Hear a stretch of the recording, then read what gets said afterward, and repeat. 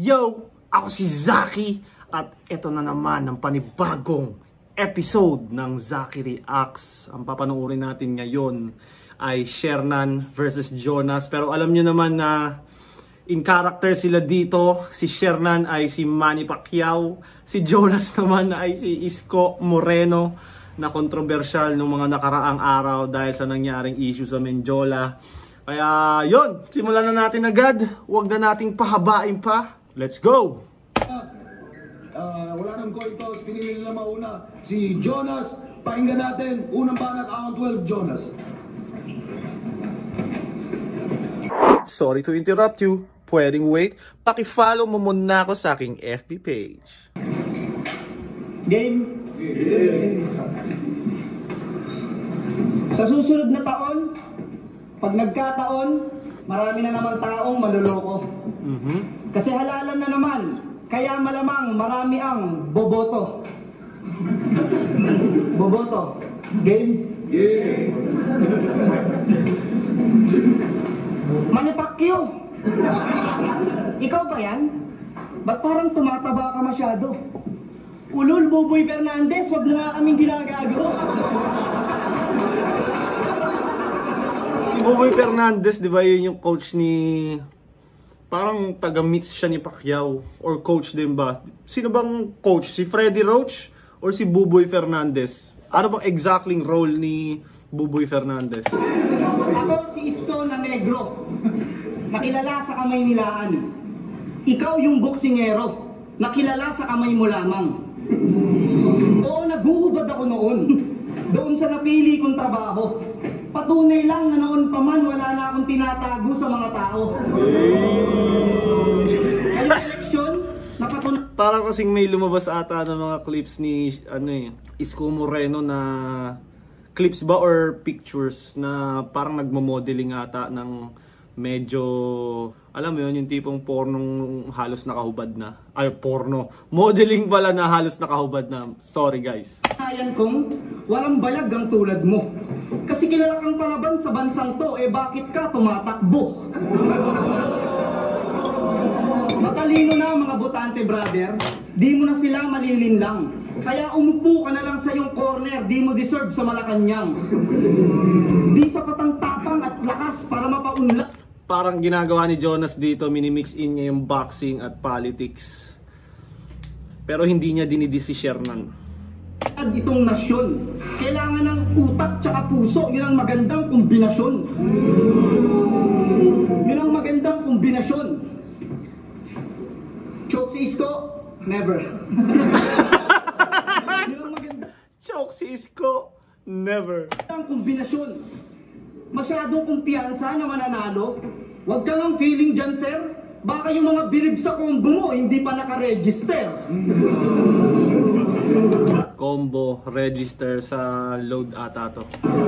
Kaya bakit tayo ang pinagtapat? Hindi kita kamats. Sobrang dumi mo maglaro, di ka malinis magpants. Mapapahiya ka lang ngayon sa harap ng iyong mga fans na wala respeto ko sa'yo nung kinanta mo yung Sometimes When We Touch.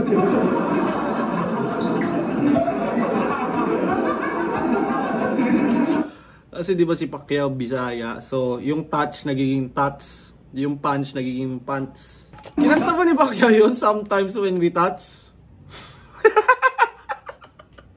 Sometimes When We Touch. Tapos ngayong Christmas, balak mo pang kantahin yung sa Wisbas? Jesus! Jesus! Kaya kapatid, kami ay malabo mong ma-impress. Kami ay malabo mong ma-impress. Paano mo ipagtatanggol ang bansa natin sa ibang lahi kung hirap ka mag-Ingles? Wala kang hinaharap dito, bes. Kahit malaki ang yung chest, di porkit nakakapasok ka sa tres, makakapasok ka sa press. Kasi sawang-sawa na tao sa pambubola, kaya di mo na mabibilog. Gising na bayan sa katotohanan at di mo na mapapatulog. Oo, makadiyos ka, makatao, pero di sapat ang iyong hubog. Kasi minsan ang makinang pa ang mas madalas makabubog. Gusto tayo panghawakan ng kamay niya na panlaban. Gusto tayo panghawakan ng kamay niya na panlaban. gulpi na Pilipinas dahil sa bugbog ng kahirapan. O palagi kang lumalaban sa ibang bansa para makalikom lang. Ngunit paano ka magiging bukas palad kung madalas nakatikom yan? Kaya sa pangako netong pag-ahon, tanga na lang ang papalakpak. Paano tayo neto maibabangon kung masanay siya magpabagsak? Yun nga, boxing, politics, tapos medyo kumaga nilalaro-laro niya yung topics, tapos ginagawa niyang jokes. Tinapos ko ng maayos at walang dungis lahat ng aking mga terms. Hindi ako nagmamalinis pa, alam yan ni Kuya Germs.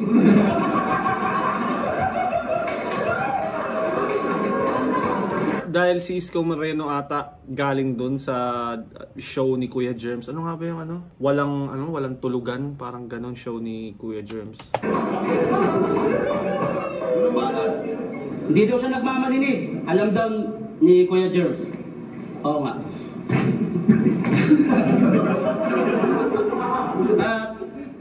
Mahina daw ako sa English. Tama. Tama. Lahat ng paratang ni Shernan, umagri siya no? Isang gabi na naginip ako. Nasa taas daw ako ng building. Habang nasa taas ako ng building, tanaw na tanaw ko yung buong city.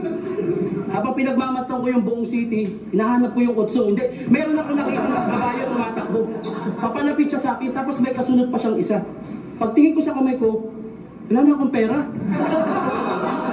Tapos yung kabayo, parang nire-reference niya dito, di ba si Pacquiao, parang may isang interview ata siya na tinanong siya about something, tapos sabi niya na naginip daw siya na ito, yung, may nakita daw siyang kabayo.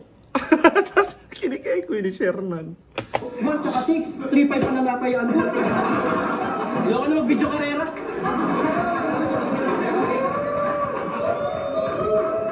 Anyway, ako nga pala si Manny. Mula sa hirap, nagsikap, hanggang naging 8th Division Champion ng mundo. Nagbigay karangalan sa bansa gamit ang lakas at puso ng isang Pilipino. Hanggang sa naging senador, napakaraming kutsa ang sa akin ay dumago. Madalas daw akong absent pero may dahilan yun. Alam nyo kung ano? Hindi ako pumasok. Pero hindi ako nagpabaya. 16 na batas ang naipasa ko sa Senado. Isa na dyan ng National Bible Day na pinirmahan mismo ng Pangulo. Wala akong bahid ng korupsyon. Yung sahod ko bilang senador, binibigay ko sa iba, alam nyo yan. Madalas man akong ang mahalaga, hindi kayo nawawalan. At ngayon, tumatakbo ako bilang Pangulo. Di nyo ako mapipigilan dito. Gusto mo, suntukan tayo eh. Ano, suntukan tayo? Pasalamat ka, ayaw mo. Pasalamat ka, ayaw mo. Sino ka ba? Sino ba siya? Isko?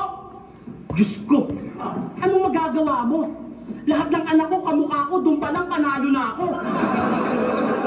Kasi mo? Sa Maynila? Panis. Sinasakop na ng Cebuana.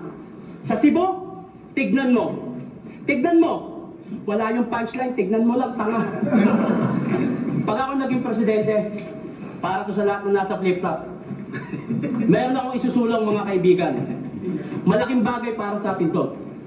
Uunahin kong ibaba ang presyo ng longganisa binibenta ni Sinay. Pati ang chili garlic ni Bagsik. Pucha, masarap sana kaso ang lala. Ang liit ng bote, 300-200. Tapos yung bibig mo bigla pang mamamaga. Pati yung bagoong ni Luxuria. Lax, nag-iisip ka ba? Ano to? Alam mo ba naiisip namin pag sinabing bagoong ni Luxuria? Ano mo? Pero seryoso, mabigyan ng bahay lahat na mahihirap. Yan ang... Ito kasi nung pandemic, kaya chili garlic ni Bagsik, bagoong ni Luxuria, lahat ng rapper, parang they're trying to find ways to make money nung panahon na to. Kaya ang daming mga nagtitinda, iba-iba merch, bagoong, chili garlic, longganisa. Lahat naman ata nung pandemic, di ba? Parang nag-struggle talaga, kaya lahat nag-try magtinda. Gusto ko. Sa probinsya namin, nagawa ko na yan gamit sariling pera ko. Lahat ng korap, ikukulong ko. Pag ako naging presidente, wala akong sinisino. Korupsyon ang dahilan ng kahirapan. Yung kaban ng bayan dapat binabahagi sa mga Pilipino. Alam ko ang pakiramdam na mahirap. Dahil dyan ako nanggaling. Walang maayos na trabaho, tahanan. Minsan wala pang makain. Malaki ang takot ko kay Papa Jesus. Yeah, all hail Jesus. Malaki ang takot ko kay Jesus. Ang magnakaw, isang malaking kasalanan. Ang paunlarin ng Pilipinas, gagawin kong pang-siyam na kampyonato sa aking mga laban. Time! Alam mo Tagalog ng time? Edite paklo. Ano? Time tipaklong? National Bible Day daw. Huwag mo nga kaming niloloko. Sino maniniwala sa'yo? Mukha kang demonyo.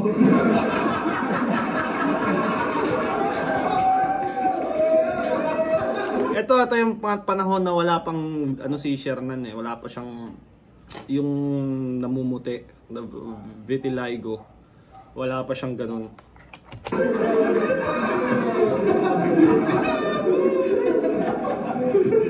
Tama, di ba?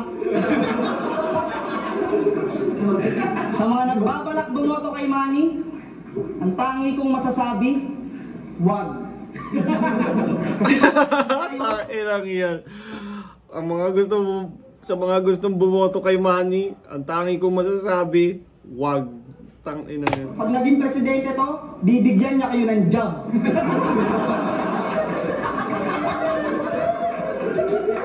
Yan ba presidente nyo? Puro suntok alam? O puro suntok ka lang? Kaya malamang yung mga pangako nito, puro suntok sa buwan. Ako? Si Jonas hindi siya, kumbaga battle rap pa rin. Kahit sabi mong entertainment lang siya, may technicality pa rin talaga sa mga jokes ni Jonas. So hindi mo masasabing patawa lang. Meron pa rin, kumbaga, may technicalities pa rin lahat ng punchlines niya dito. Kahit nung round 1, dala niya pa rin sa round 2. Napaunlad ko kamay nilaan. Kasi kinikilusan ko bawat araw. Isinasaayos ko yung madalas na reklamo nila at mga ayaw. Yung mga madidilim na kalsada, pinatayuan ko ng post-it ilaw. Nang sa ganon ay di na madagdagan ang mga nadarapang magnanakaw. Para sa convenience ng magnanakaw. Para may ilaw sila. Magmula sa Quiapo, Tondo, ay magmula sa Binondo, Quiapo, Tondo, Paco, grabe sobrang linis. Hindi sa pagmamayabang, kung nakarating ka ng Tutuban, ang daming Nike Cortez.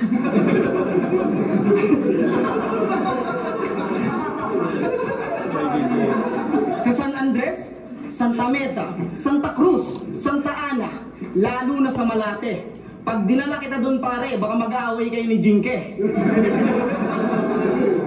Pero totoo, bumaba talagang krimen sa Kamaynilaan dahil sa aking pamamalakad. Nagkalat ng mga kapulisan, kaya nakakagala kayo ng panatag.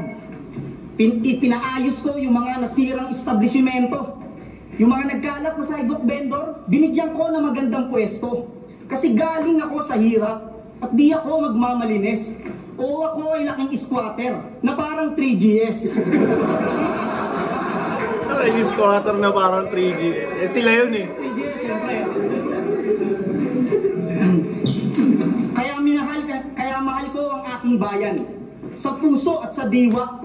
Hindi pwedeng ako lang yung gwapo. Dapat pogi rin yung Maynila. Kaya kung ako magiging presidente at iboboto ng madla, ipinapangako ko na mas magiging maayos ang ating bansa. Ipinapangako kong mas magiging maayos ang ating bansa. At pag ako naging presidente, etong flip top, magkakaroon ng sariling stadium. Yung mga nag-uumpisa pa lang sa battle rap, bibilan ko ng sariling classroom. Yung mga hindi nakikita ang mga plano ko, aabutan ko ng mushroom.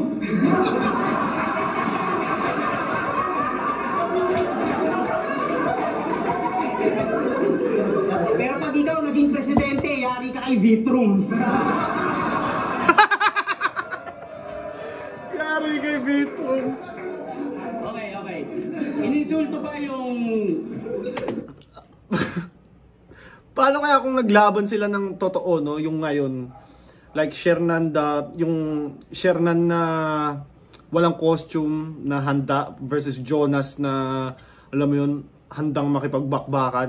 Masarap makita yun eh. Kaso, yun nga, dati silang magkagrupo. I don't think na posible pa siya. Pero maganda sana yun, no? Sinulong ko para sa Bible Day. Mukha daw akong demonyo. Never. Isko, hindi ako demonyo. Ako ay devil. Devil. Stunt run. Never. Devil. Ay devil. Onyo. Never. Sinulong ko para sa Bible Day. Mukha daw akong demonyo. Never. Isko, hindi ako demonyo. Ako ay devil. Devil.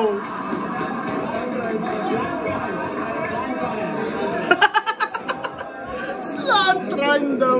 Nilagyan niya daw ng ilaw ang kamay nilaan. Yun na ba ang hirit mo? Salamat sa ilaw, pero maliwanag sa amin na malaki ang kupit mo.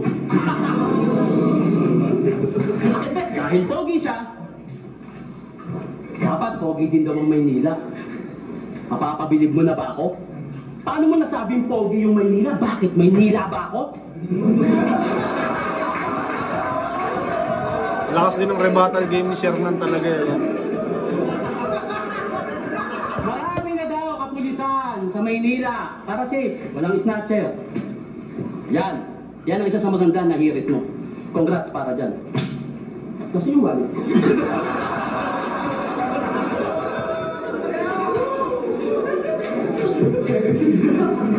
Wala sa'yo? Okay? Sabi ni Pangulong Duterte, meron daw isang presidentiable na nagko-cocaine. Malabong ako yan. Dahil ang cocaine na tinitikman ko, cocaine can. Pwede Pepsi, Coca-Cola, wag lang ayak tsaka yosi. Ang tanging bisyo ko lang naman, mahalin si Jinky. Love you babe, pag-uwi ko, may bago ang bag. Tangina, pero yung mga bag ni Jinky, hindi... Tangina, pwedeng atang pambili ng house and lot yung halaga ng mga bag ni Jinky. God damn! Grabe pala yung mga boxing fight ni Pacquiao, no? Yung mga boxing earnings ni Pacquiao, kayang bumili ng... Kayang maging generational wealth. Kumbaga kahit, kunyari, mamatay na si Pacquiao, tapos yung mga anak niya, mayaman pa rin. Kahit mga apo nila, mayaman pa rin, feeling ko. Di ba ikaw yung mayor na mahilig sa baliktaran? Mot, ikaw ba yan? Alam namin naman ka sa pagkatao mo yun ng demo na banlawan. Pipigain kita gamit ng salita sabay sampay. Oops, nagits yung reference. Halatang kinabahan dahil ang labahan ay labahan pa rin pag hindi nilabahan. Hey!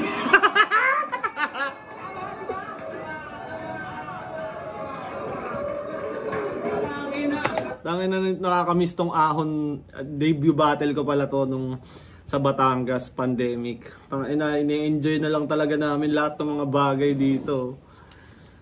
MC lang lahat, tsaka mga staff, konting staff, tas yun na yun. Tamad ka kasi.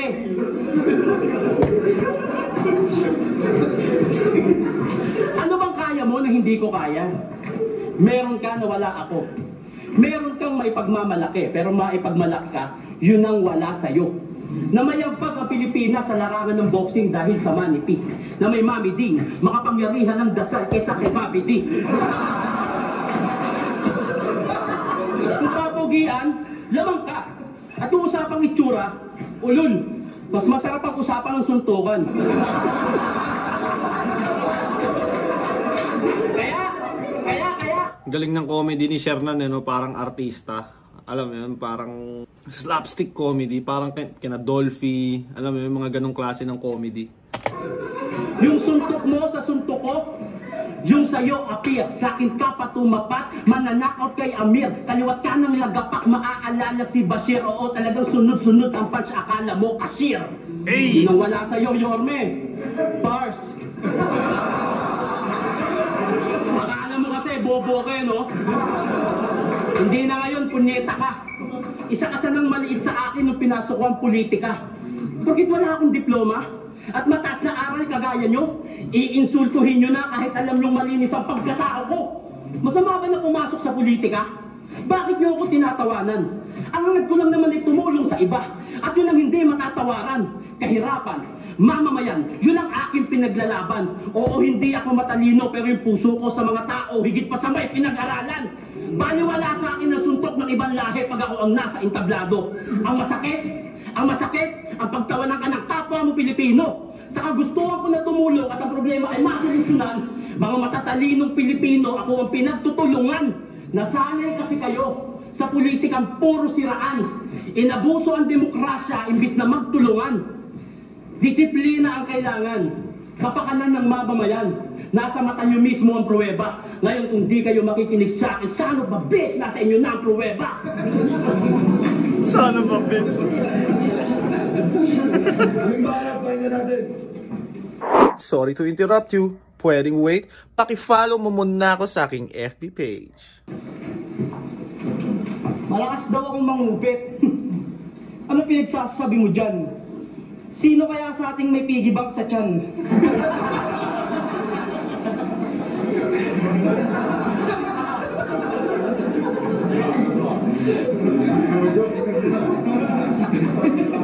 Pinakabitan ko ng ilaw yung Maynila.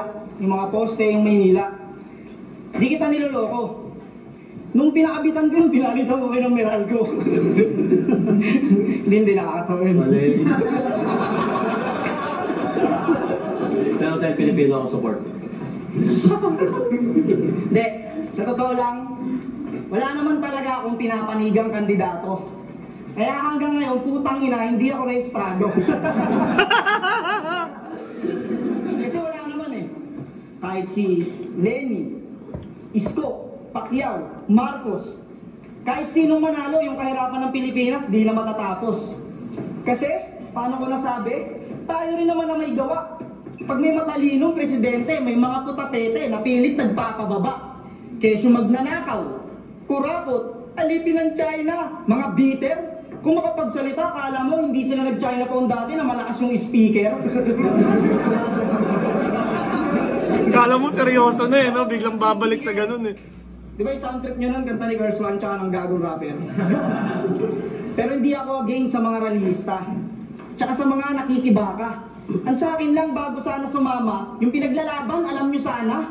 Kasi karamihan dyan, nakuha lang sa mga tambay. Yan yung mga perwisyo sa loob ng bahay na pinapalayas na ng nanay. May daladalang tarpaulin, nakasulat doon lahat ng reklamo. Imbis mabasa ng gobyerno, nabasa lang ng bumbero. Kaya, Tangina, no? Ngayon, parang ganun nga yung pinapalabas nila ngayon, di ba? Di ba si Isko, parang mga utak addict daw yung mga nagwelga doon. Mga kung ano-ano, mga tolongges. Parang ganun din yung sabi ni Jonas na yung mga di naman alam yung pinaglalaban, hindi daw, kumbaga parang ini-invalidate yung mga, di ba, yung mga tambay. Kaya so, mga tambay, mga addict lang yan ng gulo, bla bla bla. Pero ako hindi ko naman alam kung ano exactly yun. Marami nagsabi sa akin na yung iba doon, ng gulo talaga, may sarili silang agenda.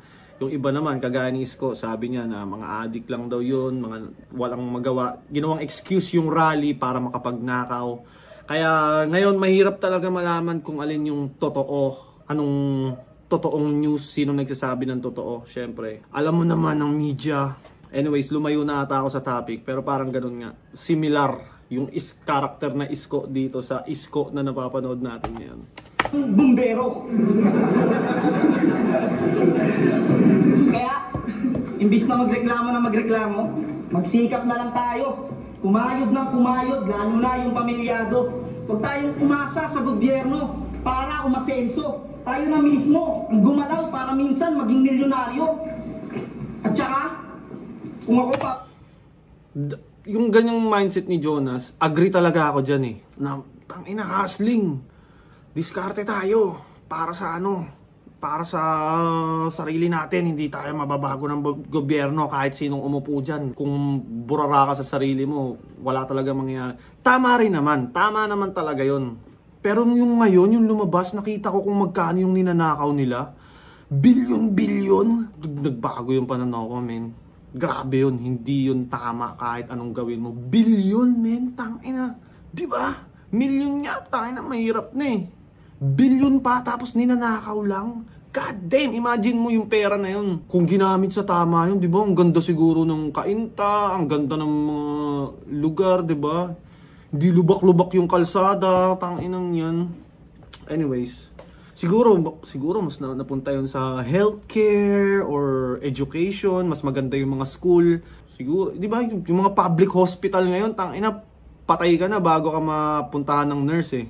Imagine kung yung mga pera ng Pilipinas nagagamit sa tama, nagagamit sa ganun, eh di mas okay yung mga facility, okay yung mga school, okay lahat, yung mga kalsada, walang baha. Mas magiging okay siguro yung ekonomiya natin pag ganun. Mas masaya yung buhay ng mga Pilipino. Anyways, tuloy na natin. Papiliin, gusto ko maging presidente, yung marunong makisama sa matino tsaka adik. Para masaya tayo, matik. Tumakbo ka na, Arik. Arik for president! Pag si Arik tumakbo, tangina, magbabago talaga ang Pilipinas. Tapos ang speaker niya si Kuya Dennis. House Speaker Dennis. Hindi salamat. Okay. Tinawag mong piggy bank ang tiyan ko. Wala ka pang modo. Hindi ang piggy bank. Yan ay Banco de Oro. So yun na yun. Okay. Okay. Quite nice. Quite nice. Lahat naman ng politiko gustong maglingkod dyan sa bansa. BBM, Ping Lacson, ikaw, ako. Ang tanong na lang, sino ba talaga yung may malasakit talaga? Lahat tayo gustong tumulong, di ba? Lahat tayo gustong magserbisyo. Lahat naman tayo may plataformang konkreto. Okay lang kahit sino manalo sa atin, pare. Huwag lang si Lenny Robredo. Gusto mo? Gusto nyo? Seryoso? Seryoso? Gusto nyo? No. Gusto nyo, presidente nyo, inagawa ng kapangyarihan si Goku? Ikaw, gusto mo? Gusto mo, presidente mo, ang paboritong Pokemon, si Pikachu. Gusto mo? Ayaw mo din pala eh. Pues balik tayo sa'yo. Ngayong gabi, tayo ang magkaharap. Meron dapat sa atin ang manaig. Mayor, marami akong gustong sabihin sa'yo. Buksan mo, tenga mo, simulan mo ng makinig. Sa Quiapo, yung ibang nagtitinda doon ng marinated bangus, pucha, sira. 400 tapos luma pa na. May pwesto doon ng cellphone repair sa may mall, second floor, akala mo piyesta. Ang mamahal maningil, tapos pag uwi mo ng bahay, sira yung pyesa. Yung kalsada na para sa tao, yawa. Sinakot na ng parking, yung motor hile-hilera, akala mo ay naka-planking, mahal pa ng ticket lang yan, ang pangit nyo ka-banding. Hindi lang yan. Pero alam mo kung bakit ko sinasabi to? Naniwala sila sa'yo. Naniwala ka sa iba na pwede mo nang pamunuan ng bansa at pabayaan na sila. Marami pang problema ang bayan mo. May ilang taon ka pa para aksyonan. Kaya paano mo maayos ang buong Pilipinas kung yung maliit na bagay hindi mo pa masolusyonan? Karamihan sa Manileño nakasuporta sa'yo pero batila. Di ka nakontento sa posisyon, sila mismo ang naghila. Ikaw ang nagpa-apoy at tumunaw ng sarili mong kandila. Pag natalo kang presidente, wala ka nang babalik ang Maynila. Ambitious. Sa totoo Ambitious. na, maraming mayor ang mas magaling sa'yo. Masyado ka nang natutukan ng kamera. Nakakairita ka nang mapanood sa balita. Karen Davila, dami-dami na. Kabi-kabila, oo tang-ina, laman ka sa views. Kahit di importante, ultimo pang sakit ng tiyan mo, laman ka ng news. Kung nag-focus ka na lang sana sa Maynila, doon mo pinakita yung sinasabi mong pagbabago. Ginawa mo yung gusto mong mangyari, at pag nangyari talaga, yung maging presidente ka, magtutulak mismo mga tao. Kaso nandiyan ka na eh, padalos-dalos ka. Pero hindi ako galit sa'yo. Kailangan mo lang marinig mula sa hindi mo kakampi ang isang bahagi ng totoo. Tatapusin ko na to sa politika. Nakakasawa na rin yung lagi kang nakikipagtalo. Suportahan nyo kung sino gusto nyo. Di natin kailangan mag-away-away kasi sa bandang muli, magkakaibigan pa rin tayo. Relax! Relax! Huwag kayong masyadong magpakapolitika shit. Huwag kayong magpapasupil. Ang gusto ko lang sabihin ngayon, Merry Christmas, Kuya Kebs. And Happy New Year!